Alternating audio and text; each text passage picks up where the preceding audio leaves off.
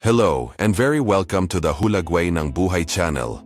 Ang kwentong ito na iyong papanoorin ay magpapayanig sa iyong damdamin at mag-iiwan ng isang katanungang nakabitin sa hangin. Totoo ba ang kwentong ito o hindi? Mag-subscribe sa channel at iwanan ang iyong gusto. Tara na sa video. Ang hangin ng Taglagas ay umiihip ng malakas, halos parang sinusubukan nitong magsabi ng isang sikreto. Bitbit niya ang mga tuyong dahon at mga pira-pirasong papel. Ikinalat ang mga ito sa bangin habang ang langit, kulay abo at mabigat, ay tila nakasimangot. Marahil ay nagkataon lamang, ngunit ang kapaligirang iyon ay tila sumasalamin sa estado ng pag-iisip ni Eduardo Fuentes, na naglalakad sa tabing dagat sa isang maingat, halos hindi nakikitang paraan. Ang kanyang antique-brimmed na sombrero at chunky coat ay nagmukha sa kanya na isang karakter mula sa ibang panahon. Marahil ay isang tik-tik o isang mamamahayag mula sa 70s. Ngunit si Eduardo ay hindi isa o ang isa. Isa siyang surgeon. Pagkatapos ng mahabang shift sa ospital, madalas siyang mag-isa sa mga paglalakad na ito. Sinusubukan na makahanap ng kaunting ginhawa mula sa presyon ng trabaho. Hindi naging madali, lalo na noong mga araw na nawalan ako ng pasyente sa operating table. Ang tanging bagay na tila nagpakalma sa kanya ay ang tubig. Palagi siyang napupunta sa tabing ilog. Pinapanood ang tuloy-tuloy, mapayapang daloy. Nakatulong ang simpleng paggalaw na iyon na patahimikin ang maingay na pag-iisip tungkol sa buhay at kamatayan na pumupuno sa kanyang isipan. Ito ay isang sandali ng pagmumuni-muni, isang pagtatangka na muling kumonekta sa sarili sa gitna ng araw-araw na kaguluhan ng pakikipaglaban sa hindi may iwasan. Sa 40 taong gulang, si Eduardo ay nagkaroon ng buhay na mula sa labas ay tila perpekto. Ikinasal siya kay Susie, isang babaeng kasama niya simula pa noong mga araw ng kanyang pag-aaral. Simple lang ang pamumuhay nila, malayo sa mga luho. Para kay Susie, ito ay isang bagay na maganda at nakaka-inspire noong una. Ngunit sa paglipas ng panahon, ito ay naging sanhi ng pagkadismaya. Nakita niya ang talento ni Eduardo bilang isang nasayang na pagkakataon. Maaaring kumikita siya ng malaki sa mga pribadong klinika, ngunit mas pinili niyang magtrabaho sa lumang ospital ng lungsod, kung saan ang kanyang dedikasyon ay halos iginagalang ng mga pasyente. Nagsimulang mapagod si Susie sa ganitong buhay. Gusto pa niya higit na kaginhawahan, higit na katatagan at higit sa lahat, isang pamilya. Ngunit ang trabaho ni Eduardo ay hindi nag-iwan ng puwang para sa mga bata, at ang ideya ng paglipat sa kabisera o paghahanap ng mas mahusay na mga kondisyon ay tila malayo at hindi maabot para sa kanya. Nagsimulang nauwi sa pagtatalo ang pag-uusap ng dalawa. Si Susie, na dati matiyaga at maunawain, ngayon ay naiirita sa nakikitang katigasan ng ulo ni Eduardo sa pagiging kontento sa kakaunti. Si Eduardo naman ay hindi isa para sa mga komprontasyon. Iniwasan niya ang mga away tulad ng isang taong umiiwas sa isang error sa operasyon nang may katumpakan at pangangalaga. Para sa kanya, non-negotiable ang kanyang bokasyon sa pagliligtas ng buhay. Pero iba ang nakita ni Susie. Nabubuhay ka para sa ospital, ngunit kalimutan mong mabuhay para sa amin, bigo niyang sabi. Napakalaki ba ng iyong hilig sa medisina na wala ng puwang para sa anumang bagay? Umalingaw-ngaw sa isipan ni Eduardo ang mga salitang ito habang nakatingin sa ilog. Alam niyang hindi madali ang buhay na pinili niya, ngunit hindi niya maisip na mamuhay sa ibang paraan. Ang nagpahirap sa kanya ay hindi lamang ang mabigat na gawain, ngunit ang pagkaunawa na sa bawat pagtatalo, tila nawawalan siya ng isang mahalagang bagay. Hindi lang ang kasal ang nasa panganib. Ito ay ang pakiramdam ng pag-aari, ng layunin. Iniisip niya kung gaano niya kakayanin ang lahat ng ito nang hindi isinasakripisyo ang mahahalagang bahagi ng kanyang sarili. Sa sandaling iyon, habang ang hangin ng Taglagas ay patuloy na umiihip, pakiramdam ni Edward ay higit na nag-iisa kaysa dati. Gusto niyang maniwala na posibleng maitugma ang kanyang mga mitiin sa buhay na pinangarap ni Susie, ngunit hindi niya alam kung paano. Ang tubig ng ilog na laging napakalma ay tila sumasalamin sa kanyang pagkalito. At gaya ng dati, patuloy na umaagos ang oras, walang pakialam sa mga pagpili na kailangan niyang gawin. Ang pagod ay tila palaging kasama sa buhay ni Eduardo. Hindi na tinanggap ni Susie ang sitwasyon at madalas itong itinapon sa mukha. Lagi ka na lang pagod. Dapat dahil niloloko mo ako, diba? Inaalagaan ka nilang mabuti dyan sa ospital? Pumuntong hininga si Eduardo na pilit na nananatiling kalmado. Susie, please don't say that. My loyalty is yours. Yours alone. But you need to understand, I get exhausted. You've seen how I come back after hours in the operating room. She, with eyes full of frustration, replied, "Iligtas mo ang lahat, Eduardo. Lahat, maliban sa sarili mong asawa. Mahal mo pa ba ako?" Tinitigan siya nito ng masuyo, kahit pagod. "Of course I do, Susie. I love you more than anything. Kung hindi, matagal na akong umalis." Sa mga salitang ito, lumapit si Eduardo at niyakap siya ng mahigpit. Ito ay isang kilos na palaging tinatapos ang kanilang mga away, kahit saglit. Ngunit lumipas ang mga taon at napagod si Susie. Isang araw, sa wakas ay umamin siya, mayroon siyang kasintahan. Sa lamig na hindi akalaing makikita ni Eduardo sa kanyang asawa, sunod-sunod na akusasyon ang ibinuhos nito sa kanya. "Trabaho lang, ang iniisip mo. Wala ka talagang pakialam sa akin. Hindi mo ako binibigyan ng atensyon o regalo. Ikaw ang sumira sa amin." Tahimik na pinakinggan ni Eduardo ang lahat, nakaramdam ng matinding kahungkagan sa loob niya. Alam kong may mga bagay na totoo, ngunit hindi lahat. Hindi siya niloko, hindi niya pinabayaan ang pagmamahal na naramdaman niya. Mabilis ang hiwalayan. Walang mga bata o maraming mga ari-arian upang hatiin. Ang puwang sa pagitan nila ay naging hindi na mababawi. Para kay Eduardo, trabaho na lang ang natitira. Siya through kanyang sarili sa walang katapusang shift sa ospital, operating non-stop, na kung siya ay maaaring manhid ang kanyang sakit na may scalpels at surgical mask. Naging tambakan ng alikabok ang kanyang bahay, isang nakalimutang lugar na bihira niyang puntahan. Ngunit, sa paglipas ng panahon may nagbago.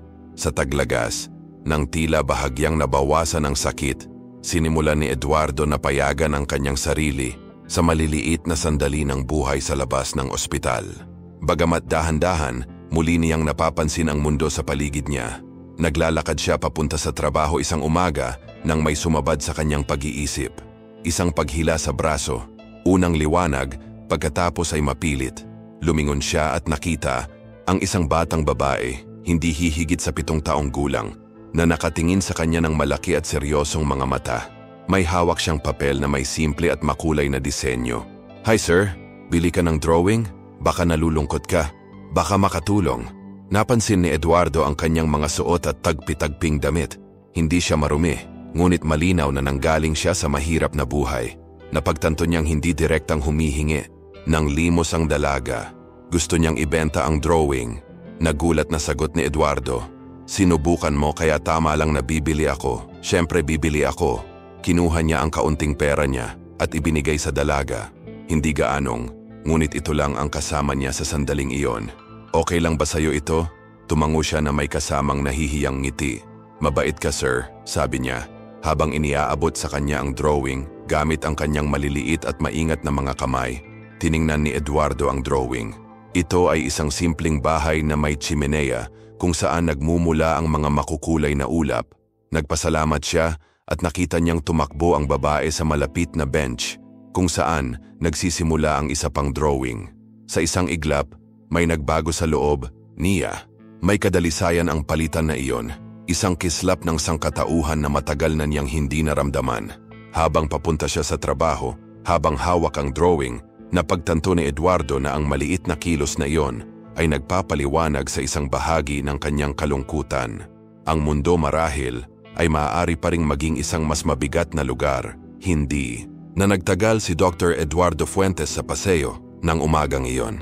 Isang bagay tungkol sa pakikipagkita sa dalaga ang pumukaw sa kanya. Binulong niya ang binili niyang drawing at inilagay sa bulsa nang hindi tinitingnan ang laman. Hindi ang artistikong halaga ang mahalaga sa kanya sa sandaling iyon, ngunit ang pagsisikap at determinasyon ng dalaga sa pagsisikap na gumawa ng isang bagay para sa kanyang sarili. Napagpasyahan niyang ang pagguhit ay mapupunta sa pintuan ng kanyang refrigerator, isang maliit na paalala na mayroon pa ring kabaitan at lakas sa mundo, kahit na sa mga hindi inaasahang lugar. Pagbalik sa apartment, nagtimpla si Eduardo ng kape at naghanda ng simpleng sandwich. Habang kumakain, naalala niya ang drawing.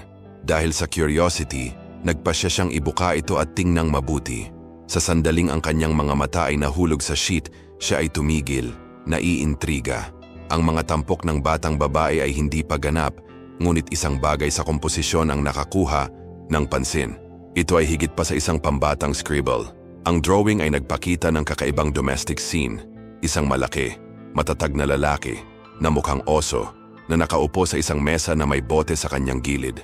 Ang bote ay malinaw na may nakasulat na vodka. Malapit sa kanya, isang babaeng kinakatawan bilang isang soro ang nakaupo sa isang wheelchair. Nakangiting maganda. Napaisip si Eduardo. Ang pagguhit ay tila pinaghalong pantasya at katotohanan na para bang pinalambot ng dalaga ang imahe ng marahil ay isang mahirap na sitwasyon. Ginawa niyang oso ang kanyang ama o stepfather at ang kanyang ina ay isang soro. Iniisip niya kung ano ang gustong sabihin ng batang iyon sa sining. Imagination lang ba yon? O may mas malalim pa doon? Sa pag-iisip tungkol dito, nagpasya siyang hindi niya maaaring baliwalain ang kanyang nakita. Kinabukasan, babalik ako sa parehong lugar para hanapin siya muli. Kinaumagahan dumiretso si Eduardo sa paseo. Naroon ang dalaga, nag-aalok ng higit pang mga guhit sa mga taong nagmamadaling dumaan. Nang makita siya nito, hindi inaasahang ginhawa ang bumalot sa kanya. "Hello, young artist." Nakangiting, bati nito sa kanya. Nagtataka siyang tumingin sa kanya. "Ah, hi sir. Bumalik ka na ba?" Makikita sa reaksyon niya na hindi siya sanay sa ganoong klase ng atensyon. Kadalasan, binabaliwala ng mga tao ang kanyang mga pagsisikap o ibinasura ang kanyang mga guhit. "Nagustuhan ko talaga ang drawing mo," sincere na sabi ni Eduardo. Kumunot ang noo ng dalaga na nagdududa. "Talaga? Halos walang may gusto. Lagi nilang tinatapon." Umiling siya. "Well, hindi ko nilalaro. Nasa fridge ko. Kaya naman nanlaki ang mata niya." "Sa ref?" Wala pang nagsabi niyan dati. Maingat na tinanong ni Eduardo. "Paano ang mga tauhan sa cartoon? Mga magulang mo ba sila?" Nag-alinlangan ang dalaga na may pag-aalinlangang tumingin sa kanya, ngunit nauwi sa pagbulong-bulong. "Oh, I mean stepfather ko yun. Umiinom siya ng marami at sumisigaw siya na parang oso. Naka-wheelchair ang nanay ko, pero kasama niya rin uminom. Mahirap." Ang batang babae na nagpakilala bilang Estela ay nagsalita ng may kapanahunan na tila hindi patas para sa isang napakabata. "Ayokong masaktan ka, Estela," sabi ni Eduardo sa malumanay na tono. "I just want to understand more about you. Baka makatulong ako." Nagkibit balikat si Estela na may nahihiyang ngiti. "Hindi ako umaasa ng tulong, ngunit gusto ko ang pagguhit. Ito lang ang nagpapagaan sa pakiramdam ko." Nakita ng doktor ang kislap ng pag-asa sa kanyang mga mata, bagay na ayaw niyang bitawan. Habang nag-uusap sila, naramdaman ni Eduardo ang hindi inaasahang koneksyon sa munting artistang ito. Nagpasya siyang gagawa siya ng higit pa sa pahalagahan ng kanyang talento. Baka ito na ang simula ng bago para sa kanya. Pagkatapos ng lahat, ang mundo ay nangangailangan ng higit pang mga kwento tulad ng Estela, kung saan ang pag-asa at panloob na lakas ay nagtatagumpay kahit na sa pinakamahirap na kalagayan. Tumingin si Eduardo kay Estela, pilit na intindihin ang kwentong dala-dala niya. Mas madali ang pagguhit kaysa sa pagmamakaawa, hindi ba? Tanong niya na pilit pinapagaan ang bigat ng usapan. Bahagyang ngumiti si Estela at sumagot, "Yeah, and I like drawing. But my mother, she can't help me like she used to." Itinagilid ni Eduardo ang kanyang ulo, nagtataka. "Bakit naka-wheelchair ang nanay mo?" Huminga ng malalim ang dalaga bago sumagot. "She was hit by a car 6 months ago. She was leaving a store and crossing the street. They never found who did it. Now she can't walk anymore. But she's beautiful, you know? And she's very kind. I love my mom." Nagdadalawang isip si Estela na parang iniisip kung itutuloy pa ba niya. Wala rin siyang magulang. Sinabi niya sa akin na lumaki siya sa isang orphanage, isang lugar kung saan nakatira ang mga batang walang nanay o tatay. Natahimik sandali si Eduardo. Marami na siyang nakita sa kanyang karera bilang isang doktor, ngunit may isang bagay tungkol sa pag-uusap na yon ang labis na naantig sa kanya. Bagamat naharap siya sa kamatayan at nakasaksi ng mga kalunos-lunos na kwento sa ospital, hindi siya naging walang kabuluhan. Nanatiling buhay ang kanyang pakikiramay at alam niyang hindi niya maaaring balewalain ang kanyang naririnig. Ang ideya ng paglaki ni Estela sa isang mundo kung saan walang nagmamalasakit sa sinuman ay bumagabag sa kanya. Nagpasya siyang may kailangan siyang gawin. "Estela, bakit hindi mo ako dalhin sa nanay mo? Doktor ako at baka makatulong ako kahit papaano," mungkahi ni Eduardo. Pinikit ng dalaga ang kanyang mga mata, nagdududa. "Hindi mo naman ako sinusubukang lokohin, di ba? Isang nakakapanatag ng ngiti ang ibinigay niya. Siyempre hindi. Magkasundo tayo. Sinisikap kong tulungan ang iyong ina at gumuhit ka ng larawan ng kanyang masaya. Tumatakbo kasama mo sa isang magandang bukid. Ano sa palagay mo? Nahihiyang ngumiti si Estela, ngunit kumikinang ang kanyang mga mata na may kislap ng pag-asa. Deal, sagot niya. Gayunpaman, bago magsimula sa landas huminto si Estela. Yung stepfather ko, madalas niyang sinaktan ang nanay ko. It makes me very scared. Habang sinasabi niya ito, iniabot niya kay Eduardo ang isa sa kanyang mga dibuho. Isang kuneho na nakakulong sa isang andador, habang ang isang dambuhalang oso ay umuungal sa tabi. Ang imahe ay makapangyarihan, puno ng mga damdamin na marahil ay hindi maipahayag ng mga salita. Naramdaman ng doktor ang bukol sa kanyang lalamunan. Huminga siya ng ilang malalim, pilit na pinapakalma ang galit na namumuo habang iniisip niya ang araw-araw na kinakaharap ng dalaga at ng kanyang ina. Magiging okay din, Estela. Aayusin natin, sabi nito na higit sa sarili kaysa sa kanya. Nagsimula silang maglakad patungo sa bahay ng dalaga. Dumaan sa mga kalye na unti-unting naging sira-sira. Halatang iniiwasan ni Estela na ibenta ang kanyang mga dibuho malapit sa bahay para hindi mapahiya sa harap ng kanyang mga kakilala. Pagdating nila sa labas ng industriya, ang amoy ng iligal na alak at ang nakikitang mga basurang nakakalat sa mga lansangan ay nagsiwalat sa masamang kapaligiran na kanilang tinitirhan. Pagpasok nila sa bahay, tila nilalamon ng mabigat at madilim na hangin ang munting liwanag na nagmumula sa labas. Ito ay isang nakalulungkot na lugar, ngunit alam ni Eduardo na kailangan niyang manatiling kalmado. Napatingin siya kay Estela, na ngayon ay tila mas marupok, ngunit determinado pa rin.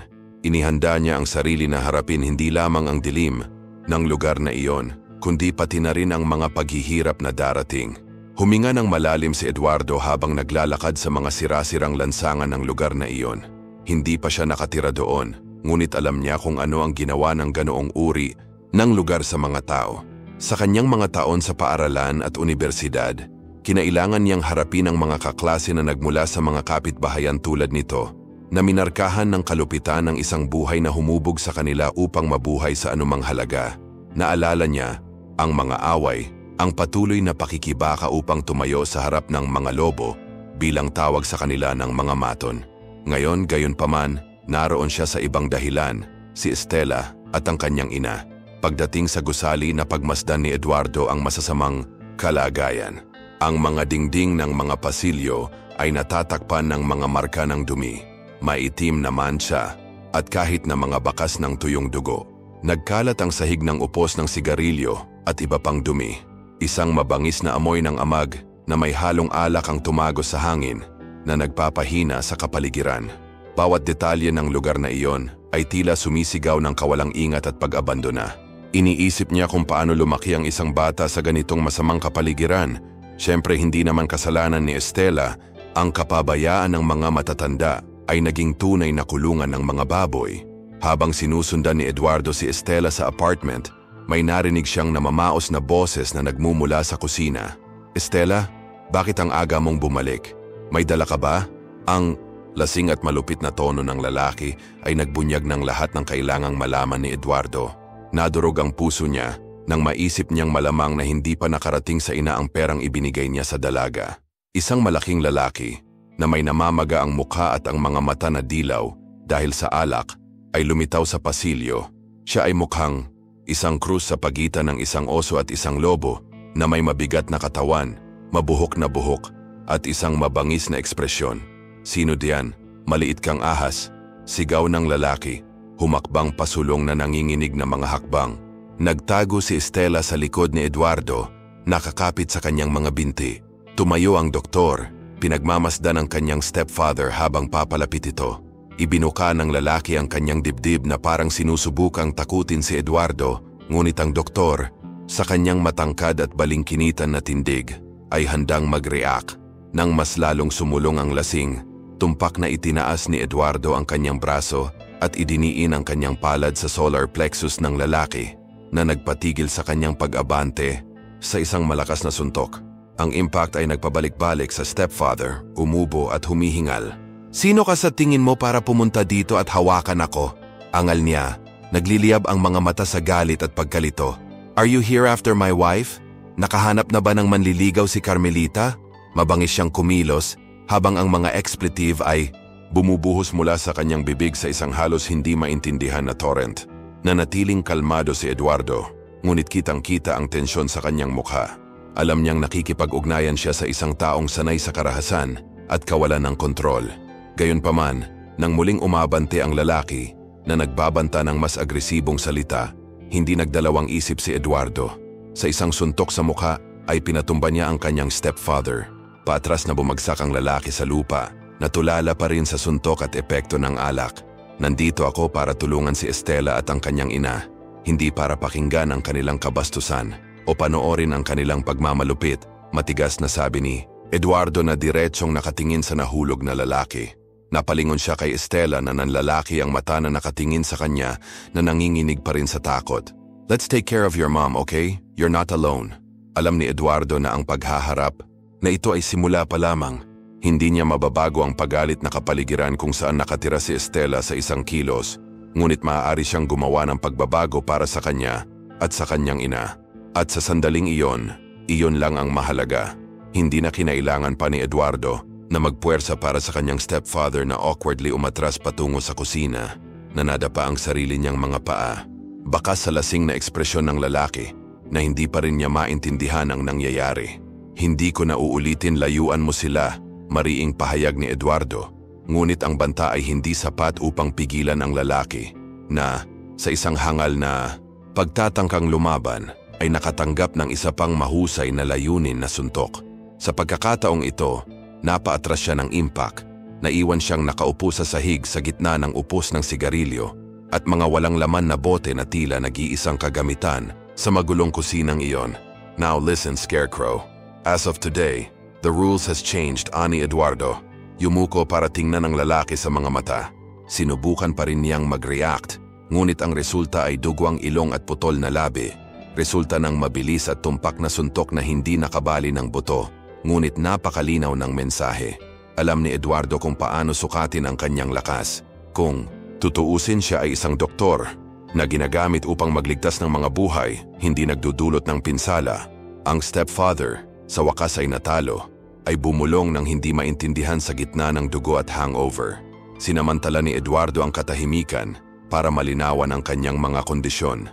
Una, hindi ka na muling magdadala ng kamay kay Estela o sa kanyang ina. Tanging duwag lamang ang umaatake sa taong hindi kayang ipagtanggol ang sarili.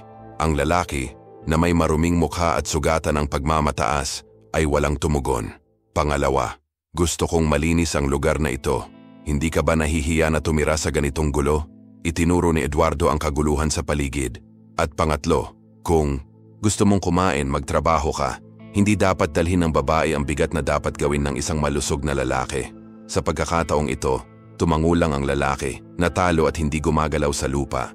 Mukhang hindi makapaniwala si Estela na nanlalaki ang mga mata na nanonood sa eksena. Para sa kanya, si Eduardo ay parang isang knight in armor, isang taong nagpoprotekta sa kanya mula sa isang halimaw na hindi niya akalain na matatalo. Ang doktor naman ay tumingin sa dalaga at inisip kung gaano ka-unfair ang mundong iyon. Huminga siya ng malalim, tumuwid siya at nagtanong, "Ngayon dalhin mo ako sa iyong ina." Tumakbo si Estela sa katabing silid, halos sumayaw sa tuwa. Mom, we have company." Tuwang-tuwa niyang sigaw.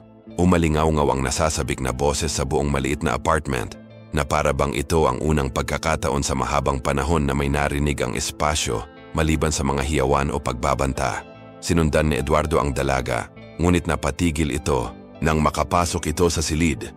Para sa isang sandali, siya ay paralisado, ang kanyang isip sa pagkabigla. Doon, nakaupo sa isang pagod na upuan, ay isang babaeng may pagod na hitsura, malalim na mga bilog sa ilalim ng kanyang mga mata at mga damit na nagpapakita ng mga palatandaan ng maraming paggamit. Sa kabila ng kanyang pagod na hitsura, may kung ano sa kanya na nagpakilig sa kanya. Ang mga mata niya, ang kurba ng mukha niya, kilala siya nito. Imposibleng balewalain ang pagkakatulad. Hindi pwede, bulong niya, hindi makaiwas ng tingin. Napatingin sa kanya ang babae na may pagtataka. Mukhang hindi niya ito nakilala. Ngunit alam na alam ni Eduardo kung sino siya. Para siyang multo ng nakaraan niya. Ang babaeng iyon ang nag-iisang mahal niya. ang taong pinagkakatiwalaan niya, hanggang sa pinagtaksilan siya nito at naghiwalay sila. At, mas kakaiba, kamakailan lang ay inoperahan siya nito. Wala ba talaga siyang maalala? Habang nag-aapoy sa kanyang isipan ang mga tanong na ito, ang realidad kung nasaan siya at kung bakit siya dumating ay may halong alaala na mas gugustuhin niyang kalimutan. Si Estela, na hindi napapansin ang tensyon sa hangin, ay hinawakan ang kamay ng kanyang ina at ngumiti kay Eduardo na para bang ipinapakilala niya ang pinakadakilang bayani sa mundo. Gayunpaman, sinusubukan pa rin niyang iproseso kung ano ang ibig sabihin nito. Sa kaibuturan niya, alam niyang ang pagbisitang ito ay hindi magiging kasing simple ng inaakala niya. Kapag pumasok siya sa madilim na gusaling iyon, halos walang oras si Eduardo para iproseso ang epekto ng muling pagsasama-samang iyon. Curious na napatingin sa kanya ang babaeng nasa harapan niya nang hindi nakilala ang doktor na nagsabing inoperahan na siya. Naaalala ko ang boses mo at ang mukha mo. Ikaw ang pasyenteng inoperahan ko 1 taon na ang nakakaraan. Tama ba? Isang komplikadong operasyon iyon, ngunit napakabilis mong gumaling. At ngayon nandito ka na sa upuan na ito. Ano ang pakiramdam mo? Tanong niya, sinusubukang unawain ang sitwasyon. Kumunot ang noo niya, parang may sinasabi si Eduardo na walang kapararakan. What are you talking about? Who are you? Natatarantang sagot niya. Bago pa lumaki ang tensyon, sumabad si Estela. Nay, si Eduardo po. Siya po ang nagpapasweldo sa akin sa mga drawing ko. Ngunit itinaas ng babae ang kanyang kamay na hinihiling sa kanyang anak na iwan siyang mag-isa kasama ang bisita. Honey, pumunta ka sa tindahan at bumili ng tinapay. Aniya sabay abot ng ilang barya. Mabilis na tumalima si Estela at umalis. Naiwan ang dalawa sa katahimikan. Ang babae, na naiintriga pa, ay tumingin kay Eduardo. Can you explain it to me better? Anong operasyon sa tingin mo ang ginawa mo sa akin? I've never heard of it. Nataranta si Eduardo. I'm sure I operated someone very similar to you. I remember the case as if it was yesterday. Pero siguro, baka nagkamali ako. Nalilitong pag-amin niya. Anyway, my name is Eduardo Fuentes. I'm a surgeon. Baka sakaling matulungan kita sa ibang paraan. Napabuntong hininga ang babae, tumingin sa paligid sa maliit at kalat-kalat na apartment. Tulong? Hindi ko alam. Hindi naging madali ang buhay ko. At mukhang hindi na ito magiging maayos sa lalong madaling panahon. Tumayo siya ng kaunti. Nakapatong. Pa rin ang bigat sa upuan. I have back problems. Nothing serious but without money I can't even think about treatment. Huminto siya at tumingin sa labas ng bintana kung saan ang kulay abong kalangitan ay naiiba sa mga smokestack ng pabrika sa di kalayuan. Pagkaraan ng ilang sandali ng katahimikan, nagpatuloy siya. Napaka-ordinaryo ng buhay ko. Kung matatawag mo yon, ulila ako. Lumaki ako sa isang silungan. At pagdating ng panahon nakakuha ako ng trabaho sa pabrika, tulad ng iba dito. Nag-ipon ako ng pera sa loob ng maraming taon hanggang sa makuha ko ang apartment na ito. Nagkaroon ako ng nobyo at nangarap pa ako ng ibang buhay. Ngunit sinabi niya na iniwan niya ako nang hindi siya naghahanap ng lungsod. Huminto siya. Pinagmamasdan si Eduardo na parang sinusukat ang reaksyon nito. Mahirap palakihin ang anak ko ng mag-isa, pero kinaya ko, or at least I'm trying. 6 months ago, mas nagbago ang swerte ko. Naglakad-lakad ako sa gabi. Alam mo, minsan hindi gumagana ang mga streetlights dito. Biglang lumabas ang isang SUV. Hindi ako nakita ng driver at, ayun, nasagasaan niya ako. Nakaligtas ako, pero simula noon ay naging mas malala na ang mga pangyayari sa buhay ko. Tahimik na pinakinggan ni Eduardo ang lahat. Nakaramdam ng bigat sa kanyang dibdib. Ang kwentong iyon ay napakahirap para sa isang napakabata na harapin ng mag-isa. Tiningnan niya ang babae na may iba't ibang mga mata, hindi bilang isang doktor, ngunit bilang isang taong nakauunawa kung ano ang pakiramdam na pasanin ang bigat ng mundo sa iyong mga balikat. Maaaring hindi ko na mababago ang lahat, mahinahong, sabi niya. Ngunit makakatulong ako na bigyan ka ng panibagong simula, kahit na ito ay maliit. Siya ay nag-alinlangan, naghihinala pa rin, ngunit ang mga mata ni Eduardo ay nagpapahiwatig ng isang bagay na pambihira, katapatan. Siguro, pagkatapos ng lahat ng oras na ito, nagkaroon ng pagkakataon na maniwala muli sa isang tao. Ibinaba ni Carmelita ang kanyang mga mata at napabuntong hininga ng malalim, parang may pasan na bigat ng mundong hindi niya hiniling. My rent? Practically nothing. just expenses. And itinuro niya ang pinto ng kwarto kung saan malakas na humihilik ang isang lalaki. Iniinom niya lahat. Bawat sentimo na pumapasok ay parang tubig sa pagitan ng mga daliri ko. Akala ko magkakaroon ako ng balikat ng lalaki na masasandalan, pero ang nakuha ko lang ay walang sawang lalamunan. Hindi ko siya kayang paalisin dahil may kapansanan ako, pero talo pa rin ako sa kanya sa kahit anong argumento. Kung susubukan kong harapin siya, mas lalo lang kaming masasaktan ni Estela. Si Eduardo ay nakinig ng mabuti. Ang mga mata ay nakatitig sa kanya. Ang kanyang matigas na tindig ay nagpakita na hindi siya naroroon upang manghusga, ngunit upang maunawaan. Carmelita, this needs to change. You can't go on like this. No one deserves to live like this. Napailing siya ng pagod. Kung hindi dahil sa anak ko, matagal na akong sumuko. Lumapit ng kaunti ang doktor, sinusubukang abutin ang kanyang mga mata gamit ang kanyang mata. Carmelita, hindi ka lang nanay ni Estela. Malakas kang babae. Hindi mo kailangang dalhin ang lahat ng ito mag-isa. Huminto siya, huminga ng malalim at nagpatuloy. Let's make a deal. Aalis na ako pero babalik ako kaagad. Pansamantala, magkakaroon ng panahon ang nangungupahan mo para isipin ang buhay niya at, who knows, ayusin mo ang apartment na ito. Huwag kang mawawala ng pag-asa. I promise it will get better. Tumingin sa kanya si Carmelita na may pag-aalinlangan, ngunit may kung anong nagliyab sa loob niya. Ngumiti si Eduardo na nagpapalakas ng loob at tumayo. Sa daan patungo sa pintuan, nadatnan niyang bumabalik si Estela na may dalang tinapay. Yumuko siya, hinaplos ang buhok nito, at maingat na iniabot ang ilang barya mula sa kanyang bulsa. This is for your mother. Buy something special for yourselves. Tinitigan siya ni Estela ng maningning na mga mata, ngunit bago pa siya makalayo ay hinawakan niya ito ng mahigpit sa braso. Eduardo, don't go. You have to help us. Promise babalik ka. Ngumiti si Eduardo at masuyong hinawakan ang kanyang kamay. Huwag kang matakot, Estela. Magiging okay din ito. Pangako. Sa mga salitang iyon, umalis siya, isinara ang pinto sa likod niya, habang pinagmamasdan siya ng dalaga hanggang sa mawala siya sa hallway. Habang papunta sa ospital, umiikot ang isip ni Edward sa mga iniisip. Ang babaeng iyon si Carmelita at ang pasyenteng inoperahan niya noong 1 taon, si Manuela Nogues.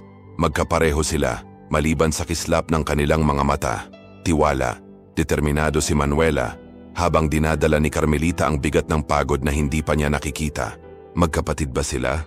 O ito ay isang nakamamanghang pagkakataon lamang? Pagdating pa lang niya sa trabaho, sinamantala ni Eduardo ang kanyang unang pahinga para suriin ang mga medical files.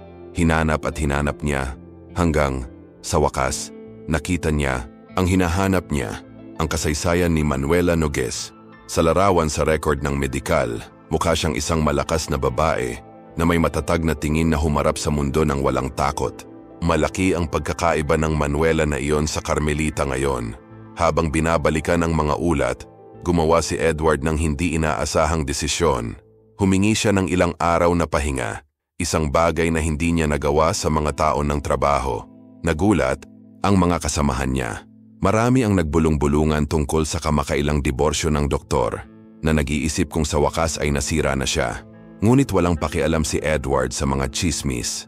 Alam niya na malapit na niyang matuklasan ang isang mas malaking kwento, isa na maaaring magbago ng higit sa isang buhay. Kailangan lang niyang hanapin ang mga nawawalang piraso at sa pagkakataong ito, handa na siyang magpatuloy. Kung ang pagliligtas sa buhay ng isang tao ay napakahusay na bagay, hindi nakakagulat na ang pasasalamat ay madalas nakasama ng pagkilos. Siyempre, may mga nakakatanggap ng tulong ng hindi man lang nagpasalamat, ngunit hindi ganoon ang nangyari kay Manuela. Siya ay naiiba. Isang taong ang kayamanan at katayuan sa lipunan ay hindi nasira ang kanyang kakanyahan. Kaya naman, nang sumulpot si Eduardo Fuentes sa pintuan ng kanyang bahay, nagulat siya, ngunit hindi siya nagdalawang isip na salubungin siya. Dr. Fuentes, anong sorpresa? Hindi ko inaasahan na makikita kita dito. Hello, Manuela. Well, ang mga ospital ay hindi karaniwang mga lugar kung saan ang mga tao ay sabik na bumalik, sagot ni Eduardo na may pigil ng ngiti. Ngayon, huwag masyadong formal. Ang mga taong tulad mo ay palaging tinatanggap, lalo na kapag nagdadala sila ng magandang balita. Pabiro na sabi ni Manuela. Hindi, huwag kang mag-alala. hindi ako nandito para pag-usapan ang tungkol sa kalusugan. Pero, totoo nga, sa ospital, hindi ako makadirect gaya ngayon. Komento niya bahagyang nakangiti. Binuksan ni Manuela ang pinto at pinapasok siya. Halika at kilalanin ang aking mga magulang. Mag-family dinner tayo mamayang gabi. Sina Blanca at Manolo Nogues, ang mga magulang ni Manuela, ay ang sagisag ng kagandahan at karunungan. Sa kabila ng kanilang pinong hitsura at kultural na pananalita, hindi sila nagpakita ng kayabangan. Parehong mga negosyante na, bagamat wala silang malalaking imperyo, ay nakamit ng marami sa pamamagitan ng pagsusumikap at integridad. Sinalubong nila si Eduardo sa init ng dating mga kaibigan, kahit na siya sa katotohanan ay isang estranghero.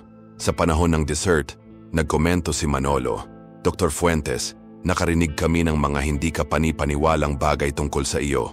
Ang mga operasyon nito ay pinag-uusapan kahit na sa pinakahinihingi ng mga lupon. Si Eduardo, mapagpakumbaba, ay sumagot lamang, ginagawa ko ang aking makakaya upang tumulong sa mga tao. At iyon ang dahilan kung bakit ito natatangi sa panahon ngayon kung saan ang pera ay isang prioridad para sa napakaraming tao. Ang altruismo ay namumukod tangi bilang isang tunay na kayamanan. Dagdag ni Manolo, marahil, gaya ng sabi nila, tayo ay naririto upang magkatotoo ang mga kwentong engkanto. Ang sagot ni Eduardo na may isang misteryosong ngiti. May sasabihin ako, isang maikli ngunit nakakaintriga. Sa tingin ko ay makikita mo itong kawili-wili. Nagniningning ang mga mata ni Manuela sa pag-uusisa habang isinalaysay ang pakikipagtagpo niya sa isang hindi pangkaraniwang pamilya na binanggit lalo na ang figura ni Carmelita, isang babaeng nahihirapan ngunit determinado. Nang makarating si Eduardo sa bahaging kinasasangkutan ng kanyang alak na ama at ang nakalulungkot na sitwasyon kung saan nakatira si Carmelita, pinutol siya ni Manuela. Teka, ito ay hindi ka panipaniwala. Ibig mo bang sabihin na nakakita ka ng isang tao sa ganitong sitwasyon? Huminga ng malalim si Eduardo at tumingin ng diretso sa kanya. Oo, Manuela, nung nakita ko yung babaeng yon, nung una, akala ko imposible. Paano magkakaroon ng koneksyon ang isang napakayaman at matagumpay sa gayong mahirap na buhay? Ngunit naalala ko ang isang operasyon na ginawa ko noong isang taon. Naintriga ako. Ipinaliwanag niya na sinuri niya ang mga medikal na file at sa huli ay nakumpirma ang kanyang hinala. Si Carmelita ay talagang konektado kay Manuela sa paraang hindi inaasahan ng sinuman. Bago niya matapos, bumulong si Manuela halos walang boses. Mommy, Daddy, totoo naman di ba? Inampon ba ako sa orphanage? Namayani ang katahimikan sa silid. Nagkatinginan sina Blanca at Manolo na may mga ekspresyong higit pa sa kayang ipahayag ng mga salita. Malinaw na may tinatago. Napagtanto ni Eduardo na kakaikot niya lang sa gulong ng isang kwentong magpapabago sa buhay ng bawat isa sa silid na iyon. At sa unang pagkakataon sa mahabang panahon, naramdaman ni Manuela na ang kanyang buhay ay maaaring magbago sa hindi inaasahang pagkakataon. Napatingin si Manolo kay Manuela na may halong pagtataka at pag-aalala. Anak, dapat ay iniingatan mo ang iyong mga dokumento. Tumawa si Manuela, nakaka-relax. Itay, hanggang kailan mo nalaman ito? Napalingon si Manolo, tila may naalala sa malayo mula sa paaralan. Pero hindi ko ginustong magalit ka. Akala ko mas makakabuti sa ganitong paraan. Napangiti si Manuela. Ang aking rebelding yugto ay medyo kalmado kung naaalala mo. At higit sa lahat, ikaw ang lahat sa akin. Mahal na mahal ko kayong dalawa. Si Blanca, na nagniningning ang kanyang mga mata, ay lumapit sa kanyang anak at mahinang nagsabi, "Salamat aking anak." Hinawakan ni Manuela ang kamay ng kanyang ina at idinagdag, "Walang magbabago niyan, nanay."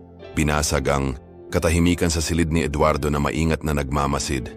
Kaya tama ang hinala ko. Si Carmelita ang kanyang kambal na kapatid. Umiling si Manolo, halatang umiling. Hindi maaaring totoo iyan. Inampon namin si Manuela ayon sa mga patakaran. Wala kaming nilalabag na batas. Wala akong inaakusahan sa iyo, Manolo. Ngunit kailangan nating unawain ang nangyari. Matigas na tugon ni Eduardo. Sana ay makipagtulungan kayo para makarating tayo sa katotohanan. Sumang-ayon sina Blanca at Manolo. Gagawin namin ang lahat ng kailangan. Pagkatapos ng ilang linggong abala sa ospital, kung saan nahaharap si Eduardo sa isang ipo-ipo ng araw-araw na operasyon, sa wakas ay nakahanap siya ng oras upang ipagpatuloy ang investigasyon. Maaraw na Biyernes nang iparada ni Manolo ang kanyang sasakyan malapit sa labasan ng ospital, naghihintay sa doktor. Dr. Fuentes, handa na ba sa susunod na hakbang? Tanong ni Manolo, nakipagkamay. Napangiti si Eduardo. Oo naman, sana hindi. Na dumami ang chismis sa ospital dahil sa akin. At bakit kanila pinag-uusapan? Tanong ni Manolo na nagtataka. Bueno, nakipagdiborsyo ako kamakailan. At ngayon ay tila naghihintay ang lahat na makahanap ako ng isang tao. Para bang hindi ako mabubuhay ng walang kasama? Ang sagot ni Eduardo na umiling. Natawa si Manolo. Natuwa. So, tinutulungan mo si Carmelita dahil gusto mo siya? Medyo ironic ng ngiti ang tugon ni Eduardo.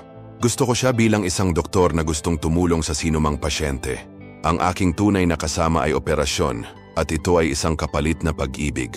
Nagpalitan ng tingin ang dalawang lalaki ng paggalang sa isa't isa at nagpatuloy sa kanilang paglalakbay, patungo sa ampunan, isang kahangahangang gusali, ngunit nasira na ng panahon. Ang mga nagbabalat na bintana at madilim na harapan ay nagbigay ng ideya sa mga paghihirap na naranasan doon. Nang matanggap sila ng bagong direktor, nalaman nilang nagretiro na ang dating pinuno ng orphanage, ilang taon na ang nakararaan. Nang banggitin ni Eduardo ang posibilidad ng pagiging kambal ni Manuela at Carmelita sa pagkabata, nanlaki ang mga mata ng direktor sa pagtataka. Ito ay napakaseryoso, sabi niya, naiintriga. Ang mga tuntunin ay palaging malinaw. Ang mga kapatid ay hindi dapat paghiwalayin. Kumunot ang noo ni Eduardo. Marahil, ngunit kailangan nating maunawaan kung ano ang nangyari. Napabuntong hininga ang direktor. Susurin ko ang mga lumang talaan. Bagaman mahirap isipin na may nangyaring ganito, laging posible na ang nakaraan ay nagtatago ng mga pagkakamali. Ang misteryo ay nagsimulang mahayag, ngunit ang pakiramdam na may mas malaking bagay na malapit, nang mabunyag ay nagpatahimik sa lahat na nalubog sa kanilang sariling mga iniisip. Ang empleyado, na mukhang pagod, ay bumulong ng higit pa sa kanyang sarili kaysa sa mga bisita. Bueno, ako ay nanunungkulan kamakailan. At simula sa isang malaking iskandalo ay magiging komplikado. Hindi ako kasangkot sa mga aksyon ng aking hinalinhan, ngunit ang anino ng lahat ng ito ay nakabitin pa rin sa amin. Huminto siya, parang nagmuni-muni saglit. Hindi namin alam kung ano ang nag-udyok sa nakaraang direktor, ngunit ang katotohanan ay kailangang matuklasan. Mahinahong tumingin si Manolo at sumagot, hindi kami nandito para punahin ka o ang ampunan. Kailangan lang naming malaman kung ano ang nangyari. Pagkatapos ay nagtanong siya, ipakita sa amin ang petsa ng pag-aampon ni Manuela Nogues. Ang empleyado, na may puro ekspresyon, ay nagsimulang maglabas ng mga papel, habang sina Manolo at Eduardo ay matiyagang naghihintay. Alam na nila kung ano ang kanilang matutuklasan. Ang doktor, na balisa, ay ang unang nagtanong, mawalang galang. Ngunit nasaan ang dating direktor ngayon? Nang hihinayang tumingin sa kanila ang opisyal. If you're seeking justice, you're a little late. The old director passed away about 6 months ago. Bumuntong hininga siya bago nagpatuloy. Kung talagang siya ang naghiwalay sa magkapatid, ito ay isang brutal, hindi mapapatawad na saloobin. Nilingon niya ang dalawang lalaki at nagtapos, na may seryosong tono. Si Manuel at Carmelita ay magkapatid. Magkapatid na babae, ngunit magkapatid. Nanatiling tahimik si Manolo. Iniisip ang kanyang narinig. Tumingin siya kay Blanca at inisip kung paano maaring iba ang mga bagay kung nalaman nila ang pag-iral ni Carmelita. Sinubukan ni Eduardo na pakalmahin siya, hindi mo kasalanan. Tinanong kami ng direktor kung payag ba kaming magkaroon ng 2 anak noong panahong iyon, ngunit wala kaming pera para gawin iyon. Tinanggihan namin ang ideya. Ang bagong direktor, na halatang nabigla, ay sumabad. Napagtanto mo ba kung ano ang iyong sinasabi? Pinag-uusapan mo ang tungkol sa mga buhay dito. Si Manolo at Eduardo na napansin ang tensyon sa hangin ay mabilis na nagpaalam at umalis sa ampunan. Halatang napailing si Manuela. Ang paglalakbay sa industrial na kapitbahayan, kasama ang maruruming kalye at sirasirang gusali, ay nag-iwan ng matinding impresyon sa kanya. Nag-aalala siya, lalo na kay Carmelita, na 1 linggo niya lang nalaman. Si Eduardo, nang mapansin ang paghihirap ni Manuela, ay inakbayan siya. Sinusubukang patatagin siya. Manuela, I know this is a shock but it's not your fault. What happened does not depend on you. Huminga ng malalim si Manuela. Pero feeling ko I'm falling somewhere. I didn't know, Eduardo. If I were in her place, what would it be like? She was left aside.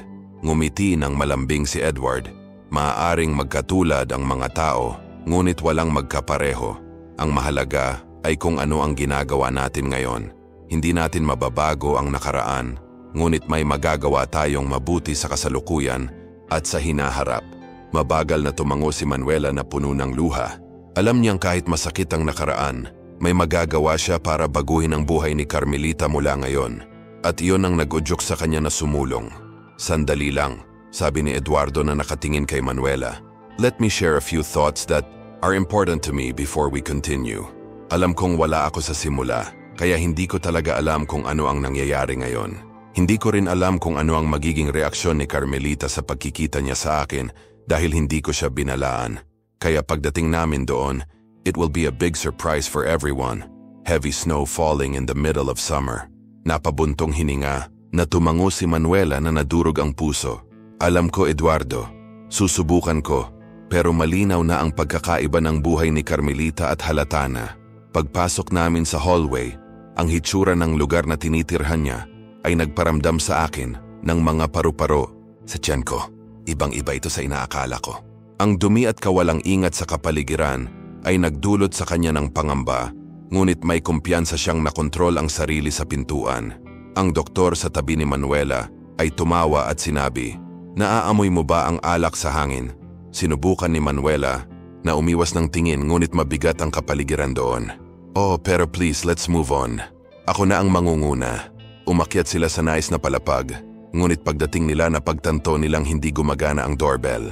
Kinailangan nilang kumatok sa pinto. Isang naiinip at bastos na boses ang nagmula sa kabilang panig at nakaramdam ng panginginig si Manuela. Nag-aatubili na binuksan ng stepfather ni Carmelita ang pinto nang hindi tumitingin ng diretso sa kanila. Umalis siya ng walang sabi-sabi. Dumiretso sa kusina. Sumunod si Manuela sa doktor ng matatag na hakbang. Sinubukan pa rin niyang iproseso ang lahat ng nakita niya. Magulo ang lugar, pero ngayon ay mas malinis na. Madumi pa rin ang mga dingding, pero at least ang mga sigarilyo, mga basurang pagkain at basura ay wala sa daan, isip ni Eduardo. Gusto niyang iproseso ang kanyang nakikita, ngunit alam niyang nakatutok kay Carmelita.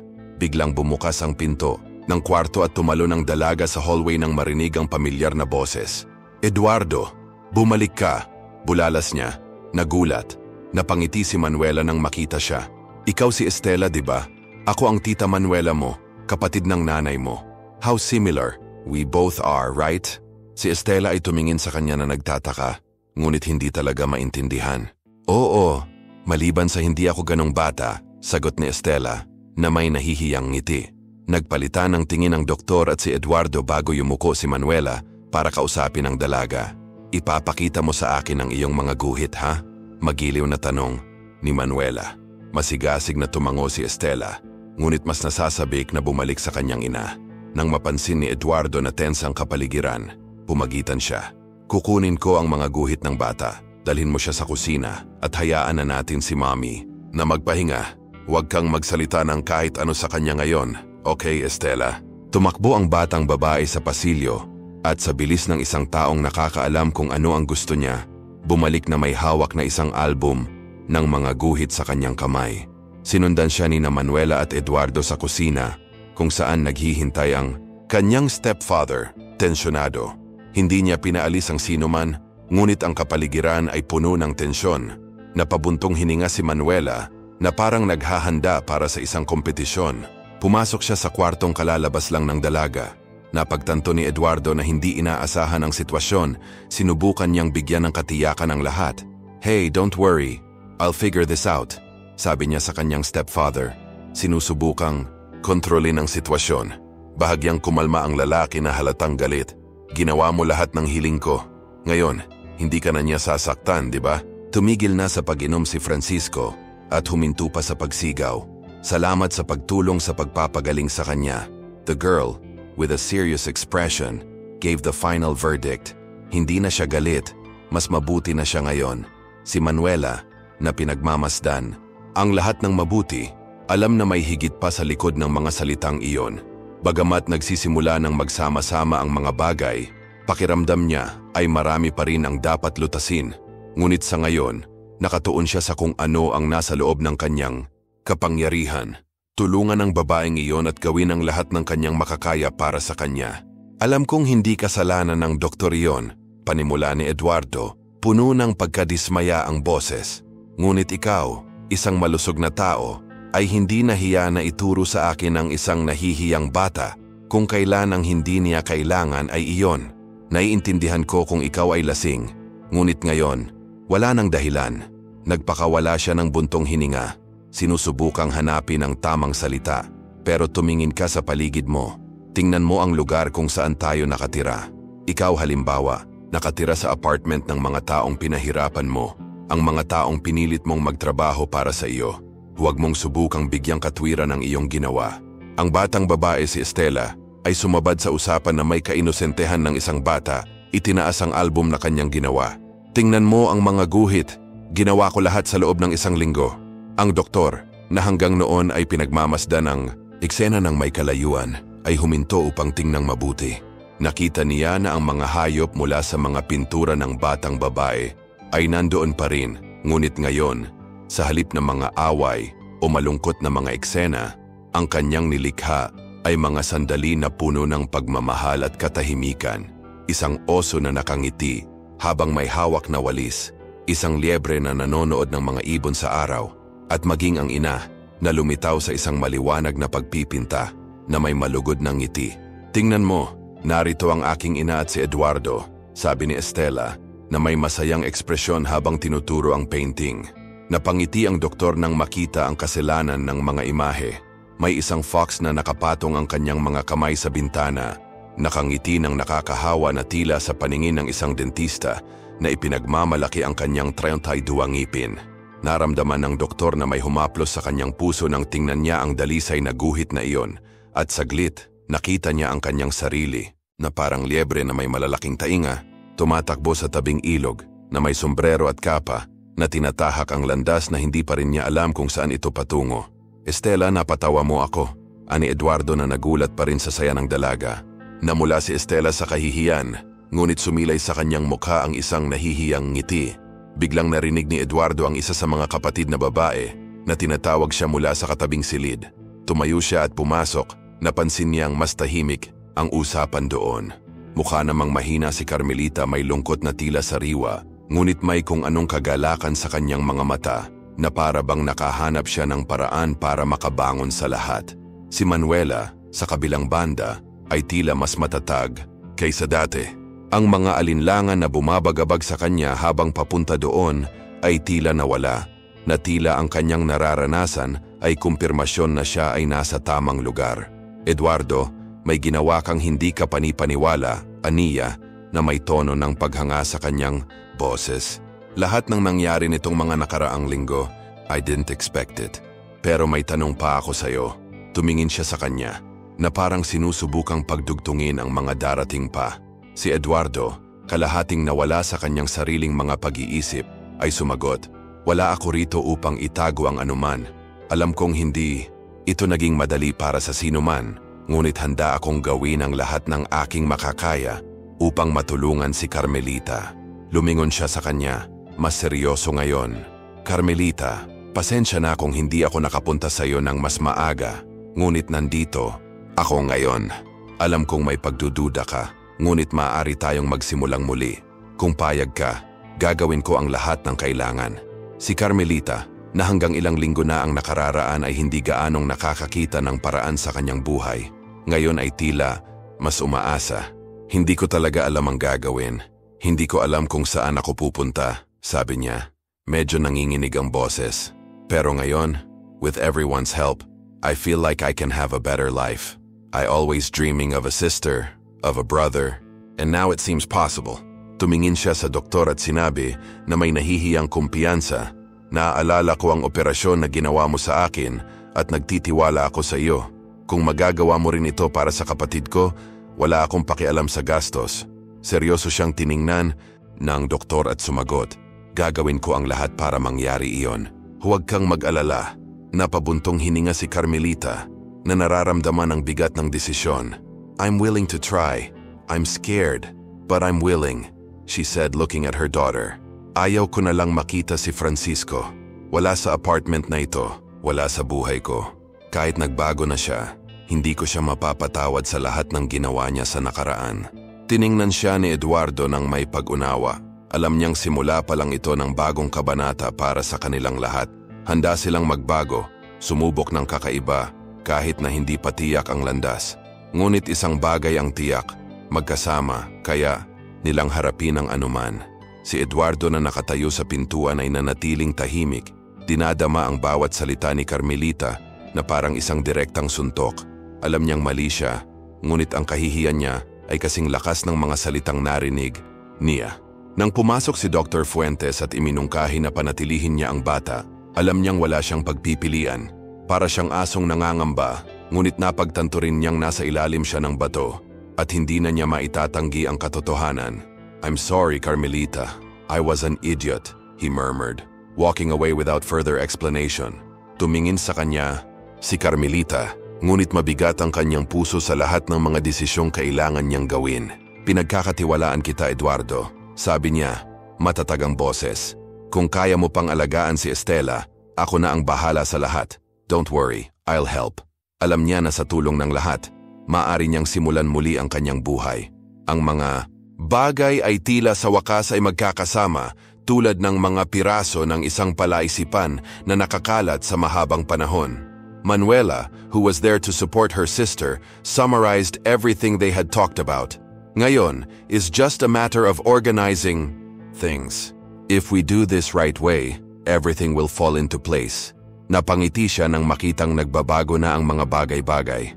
Nang magpaalam na sila at ihahatid na ni Manuela si Dr. Fuentes pauwi, tumingin ito sa kanya at nagtatakang nagtanong, hindi ko pa rin maintindihan, Eduardo, bakit kailangan mo ang lahat ng ito? Bakit mo ito pinagkakaabalahan ngayon? Bahagyang ngumiti ang surgeon, ngunit may lungkot sa kanyang mga mata. Hindi ko rin alam ang sagot, Manuela. Aniya, ibang paraan ang ginawa ni Estela sa akin. She's such a smart girl, so full of life, and that makes me want to be better. Alam niyang hindi na niya mababago ang nakaraan, ngunit sa paanuman ang lahat ng ito ay parang pagkakataon na magsimulang muli. Ang munting Estela, sa kanyang mayabong na imahinasyon, ay napatunayang isang bata na puno ng sigla at pagkamalikhain. Ginugol niya ang araw sa pagguhit at, unti-unti, ang kanyang mga gawa ay naging isang bagay na higit pa sa mga simpleng doodle. Sila ang kanyang paraan ng pag-unawa sa mundo sa paligid niya, na sumasalamin sa parehong masaya at mahirap na mga sandali. Sa bawat pagguhit, natutunan niya ang higit pa tungkol sa kanyang sarili at buhay, at maging si Dr. Fuentes ay natagpuan ang kanyang sarili na inspirasyon ng kanyang pagkamausisa at katalinuhan. Napagtanto niya na ang pakikipagtulungan sa batang babae ay hindi lamang isang pabor, ngunit isang palitan ng pag-aaral, isang pagkakataon na lumaki ng magkasama. Samantala, ang bahay na minsan ay tila tulugan lamang ay binabago. Si Estela, sa kanyang lakas at pagkamalikhain, ay nagbigay buhay sa espasyo. Natuto siyang mag-alaga ng bahay, magpainit ng pagkain at mag-ayos pa ng sarili. Bawat drawing, bawat librong dala ng doktor ay lalong naging komportable ang dalaga doon. At si Dr. Fuentes, nang makita ito, ay nakaramdam ng panibagong kagalakan na para bang ang layunin ng kanyang buhay ay nagbago ng direksyon. Si Carmelita naman ay sumailalim sa isang mahirap na operasyon, ngunit si Dr. Tiwala si Fuentes, nagagaling siya ng maayos. Tumagal ng mahigit 5 oras ang operasyon. Ngunit nang matapos ito, naging maayos na ang lahat. Napahinga ng matiwasay, si Carmelita habang inoobserbahan ng doktor ang kanyang paggaling. Ang mga sumunod na buwan ay napuno ng pasensya, kung saan si Carmelita ay na-rehabilitate para makalakad siya muli.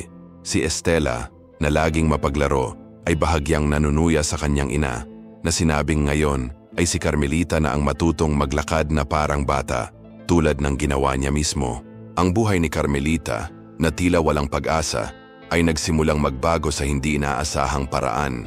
Napapaligiran siya ng mga miyembro ng pamilya na, bagamat hindi sila obligadong tumulong, ay laging nandyan, bumibisita, nagmamalasakit, at nag-aalok ng suporta. Ang mga kamag-anak na iyon, na dati ay hindi niya kilala, ay bahagi na ng kanyang bagong realidad. At napagtanto ni Carmelita na, kahit sa kanyang karupukan, hindi siya nag-iisa. At ganun din, Nagbago ang buhay ng lahat. Mula sa isang lugar ng sakit at kalungkutan, sa isang tahanan na puno ng maliliit na kagalakan. Si Estela sa kanyang imahinasyon at sa kanyang mga guhit ay nagdala ng liwanag sa bahay.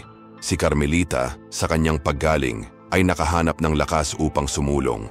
At si Eduardo, kahit gaano kahirap, ay nagsimulang maunawaan ang tunay na kahulugan ng pamilya at kung paano, kahit na matapos ang mahabang panahon, mayroon pa ring puwang para sa pagtubos at pagmamahal. Lumipas ang mga araw at kasama nila ang taglagas ay nagbigay daan sa taglamig at pagkatapos ay dumating ang tagsibol kasama ang lahat ng nagpapanibagong enerhiya nito. Si Carmelita na nasa ospital ay parang natutunaw ang yelong bumabalot sa kanyang katawan at kaluluwa. Pagpasok niya sa ospital, kulay abo ang kalangitan at ang malamig na hangin ay nagparamdam na parang nagyelo ang mundo sa paligid niya. Ngunit nang umalis siya, ang araw ay sumisikat ng maliwanag at ang tagsibol ay tila nagsimula hindi lamang sa mundo, kundi sa loob niya rin. Pakiramdam ni Carmelita ay isang ibong bumalik mula sa mahabang paglalakbay sa kanyang tinubuang bayan at ngayon ay nais niyang kumanta at sumayaw na may kalayaan ng isang taong muling isilang sa buhay. Ang problema lang ay ang doktor na naglalakad sa tabi niya, nakangiti, ay hindi nagre-reseta ng mga sayaw at kanta. Nasa tabi niya ang doktor na si Dr. Eduardo Fuentes, natutuwa sa pag-unlad ni Carmelita. Siya ang naging susi sa kanyang paggaling at hindi niya mapigilang magpasalamat. "Hindi ko alam kung paano kita pasasalamatan, Eduardo," she said, feeling thankful overflowing. Nakangiti siyang tumugon. Naalala na, gaya ng sinabi niya araw-araw, ngayon na ang oras para ipagdiwang ang tagumpay. "Now, you can thank me with dinner. And by the way, we have something else to celebrate," aniya, na may bakas ng saya sa mga mata nito. Inihayag niya na naimbitahan sila sa isang hapunan upang ipagdiwang ang kanyang paglabas at hindi nagtagal ay napagtanto ni Carmelita na ang pagpupulong na iyon ay isang pagkakataon din upang ipakilala ang isang espesyal na tao, ang nobyo na nakilala niya noong nakaraang buwan. Bagamat nagpapasalamat si Carmelita, nag-aalala kung ano ang isusuot. "Wala man lang akong maisuot, Eduardo. Paano ako magmumukhang disente sa ganitong hapunan?"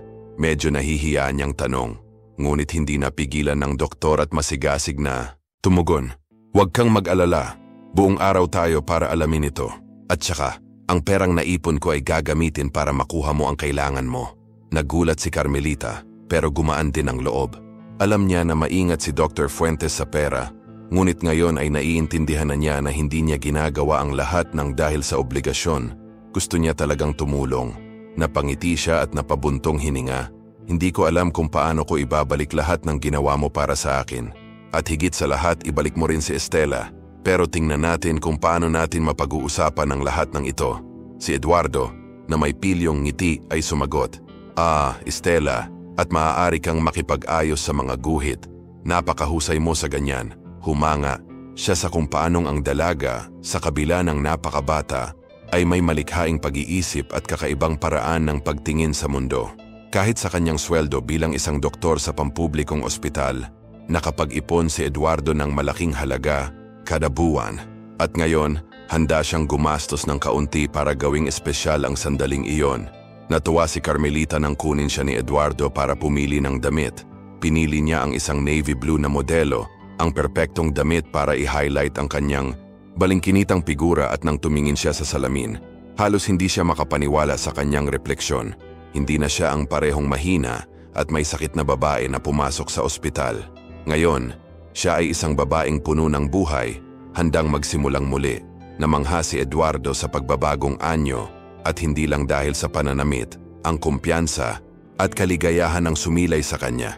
Kung titingnan ng estranghero ang trio na iyon, sina Eduardo, Carmelita at Estela, tiyak na sila ay isang masayang pamilya, magkasamang mamalengke ng may kagaanan at kagalakan. Nang matapos ang pamimili, hindi pa doon natapos ang hapon. Napagpasyahan nilang pumunta sa isang amusement park at doon nagsaya si Estela sa isang trampolin sa unang pagkakataon. Umalingaw-ngaw sa buong parke ang tawa ng dalaga, puno ng nakakahawa na enerhiya. Siya ay nabighani na para bang ang buong mundo ay isang malaking nakakatuwang laro. Para sa kanya, ang araw na iyon ay sumisimbolo ng higit sa saya. Ito ay isang bagong simula, puno ng pag-asa at mga posibilidad. Tumingin siya sa kanyang mga magulang at, na may ngiti, nadama na ang hinaharap ngayon ay tila mas maliwanag kaysa dati. Handa na siyang harapin ang taong nagsisimula sa lahat ng kanyang panibagong lakas. Bago lumubog ang araw, ang lahat ay puno ng enerhiya na para bang sila ay nabuhay ng isang mahusay na pakikipagsapalaran sa araw. Ngunit may mas malaking kaguluhan para sa kung ano ang darating. Si Manuela at ang kanyang ina si Blanca ay nagtatrabaho upang maghanda ng isang espesyal na hapunan. Ang mesa ay puno ng masasarap na matamis at ulam na para bang isang bangket ng kasal sa bansa, puno ng kagalakan. Mahirap isipin na ang lahat ng iyon ay magiging sapat na pagkain para sa isang buong gabi. Ngunit ang totoo ay naghihintay lamang ang lahat sa pagdating ng nobyo ni Manuela. Siya ay nagsalita tungkol sa kanya nang may labis na sigasig na para bang inilalarawan niya ang isang superhero. Siya ay bata pa, napakatalino at may kahangahangang personalidad, isang negosyante na nakamit ang lahat ng mag-isa nang walang tulong ng sino man. Ang kanyang pananaw at determinasyon ang nagpabighani sa kanya at naniniwala si Manuela na ang kanilang pagsasama ay hindi lamang nangangahulugan ng pag-ibig, kundi pati na rin ang simula ng isang matagumpay na pakikipagsosyo sa negosyo. Nandito, si Lucas! Bulalas ni Manuela na para bang natatanggap niya ang pinakaaabangang regalo sa Pasko. Si Carmelita, ang kapatid niyang babae, ay nasa tabi niya, handang makipagkita sa kanya. Parehong nagliliwanag na may mga damit na napiling mabuti para sa okasyon. Si Manuela ay nagsuot ng makulay na pulang damit, habang si Carmelita ay pumili ng isang mas malambot, mas eleganteng asul. Sabik din ang kanyang mga magulang na makita ang damit na pinili ng kanilang anak. At nang sumakay si Carmelita sa itim na SUV, may kakaibang nangyari. Nagsimula siyang pawisan at ang lamig ay dumaloy sa kanyang gulugod habang nakatingin siya sa kotse. Ang parehong modelo na may parehong plaka ay nasagasaan siya sa isang pedestrian crossing kanina. Nakaramdam ng tensyon si Carmelita, ngunit pinilit niyang itago ang kanyang discomfort. "It can't be. It's the same car," she whispered, trying to understand what was happening. Si Manuela, na sinusubukang pawiin ang tensyon, ay nagbiro. Nagkataon lang ate." Ngunit si Carmelita na may pirmi at tense na tingin alam na hindi lang iyon. Naalala pa niya ang pagkagulat at takot ng masagasaan, ngunit ayaw niyang mag-alala ang iba. Nagsisimula na ang gabi at sinisikap niyang huwag hayaang salakayin ng nakaraan ng sandali. Habang naglalakad ang mga panauhin sa looban, hinangaan ni Manolo, isa sa mga kaibigan, ang kotse na pinag-uusapan ang napakagandang kondisyon nito na para bang ito ay isang tunay na kayamanan.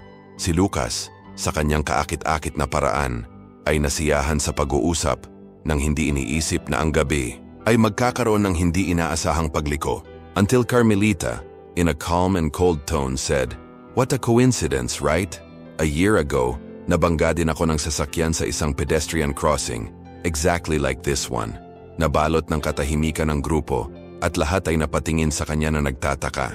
Si Lucas, sa pagbabago ng kulay ng kanyang mukha, ay halatang kinilig.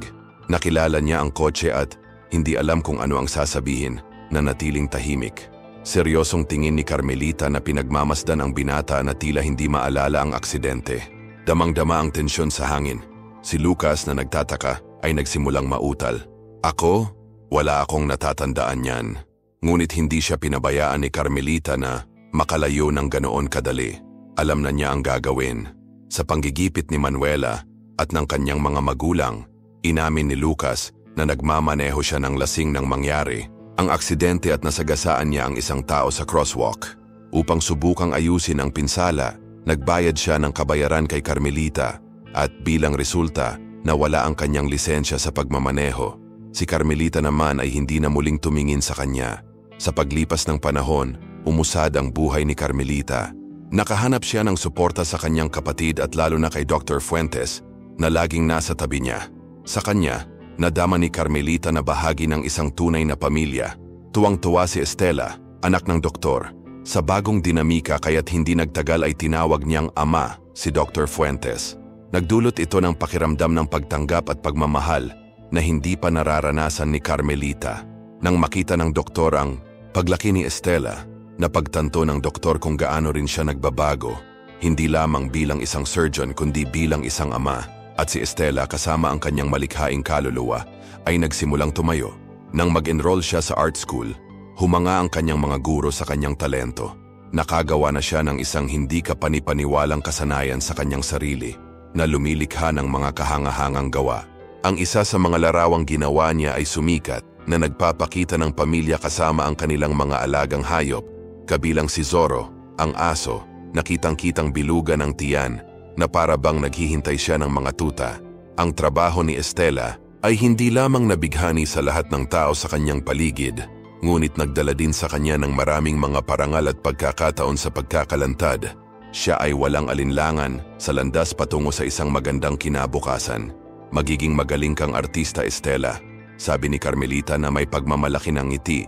Pinagmamasdan ng dalagang lumalago ang talento. Kung nagustuhan mo ang kwento, mag-iwan ng like at mag-subscribe sa channel.